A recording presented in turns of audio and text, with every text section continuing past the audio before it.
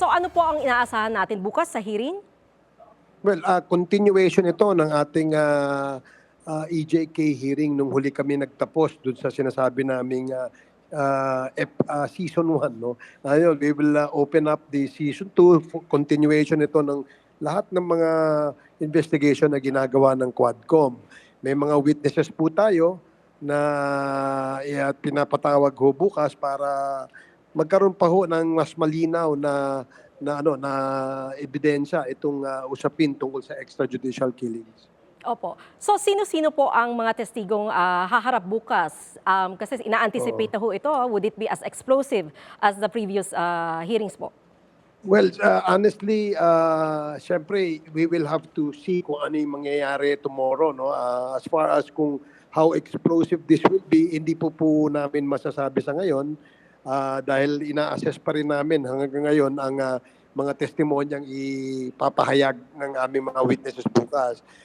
Doon naman po sa identities ng mga witnesses, kung maaari, hindi muna namin sabihin kung sino-sino itong mga ito dahil hindi pa rin kami sure sinong ihahain namin doon sa aming hearing bukas. Opo. Sir, pero meron lang ho kayo, kung hindi nyo ma-identify kung sino, pero at least bigyan nyo ho kami ng idea gaano ho ka-valuable ang kanilang maging testigo bukas.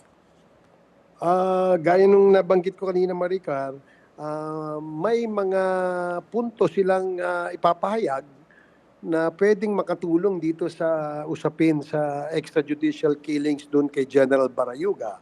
No, yung iba naman ay iba pang extrajudicial killings na may kinalaman sa drug war, no, na-implement. No. Yun lang yung mga extrajudicial killings na identified, no. At isa yan sa mga pipilitin naming maipalabas. Okay. Si Colonel Santi Mendoza po, magsasalita po ba po siya ulit at may communication po ba kayo sa kanya? Well, yeah, inimbitahan din namin siya and I'm sure darating yan bukas. Kasi kung magkaroon ng pagkakataon na matanong siya tungkol dun sa pagkakapaslang kay General Barayuga, isa siya dun sa mga players, ika nga, no? At siya ang may direct participation o isa sa mga conspirator nung planong yon. Kaya kailangan nandoon siya. Kung ano man yung may tatanong nung Maricar, sorry hindi ko ma-anticipate kung ano yung mga yon. Okay lang po, naintindihan po namin. So sir, yung mga personalidad ho na nabanggit sa mga naunang hearing na sinasangkot sa mga krimen, gaya ni na dating PCSO, General Manager Royima Garma, may kinakasan na po bang mga hakbang laban sa kanila oras magtapos na ang hearing?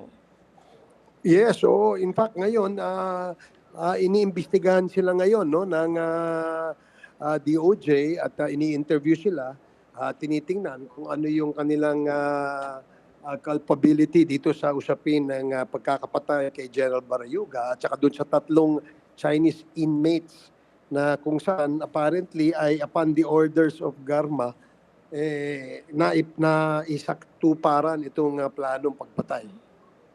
Okay, panghuli na lang po sir, bukas ho ba, magdamagan na ho ba ito na hearing o balak nyo na rin ho tapusin? Sana naman huwag na umabot ng matagal. We will try our best no, na matapos ito na mas maaga kaysa doon sa mga huling hearings na ginawa namin. Okay, maraming salamat po, Congressman Ace Barbers.